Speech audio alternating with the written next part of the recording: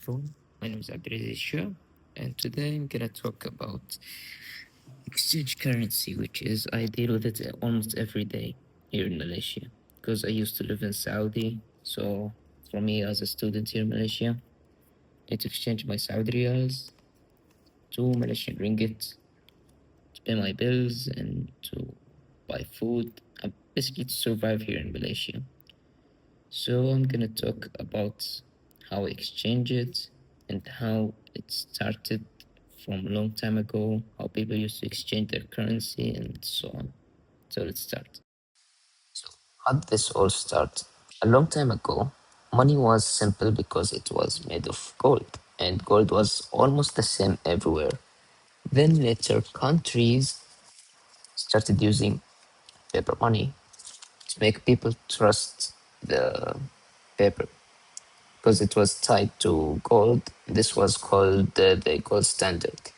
Then, after a big meeting called Bretton Woods, the US dollar became the world's main currency because the US had the most gold. Every other country tied their money to the dollar, then dollar was tied to the gold.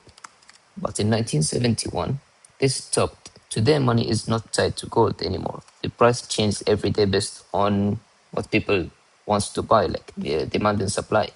This is called a floating rate. Even today, the US dollar is the global currency. Most oil, like in Saudi Arabia and most international trade, is still paid for using dollar. That was the dollar is the anchor for the whole world. And that shows how strong is the dollar and how it can affect the whole world. So here we can compare two different exchange rate systems used by Saudi Arabia and Malaysia. So we have on the left, Saudi Riyal shows a nearly straight line. This represents a fixed exchange rate system.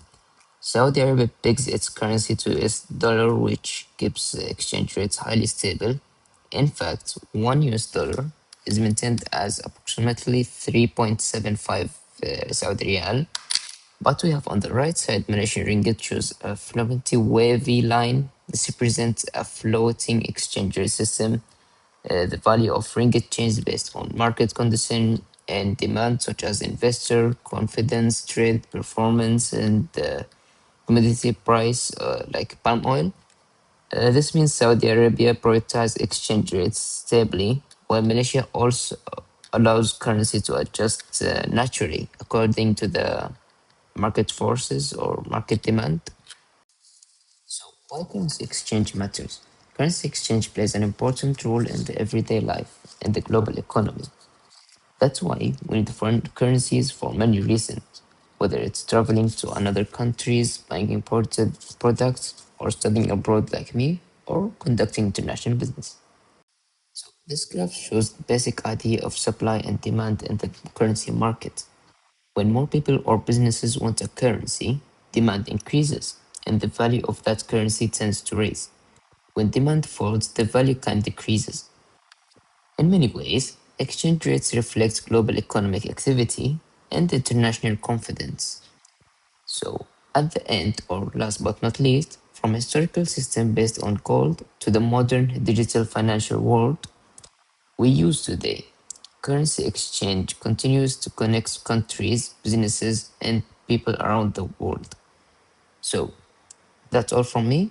Thank you for watching and hope you enjoying watching my video, and I hope you like it.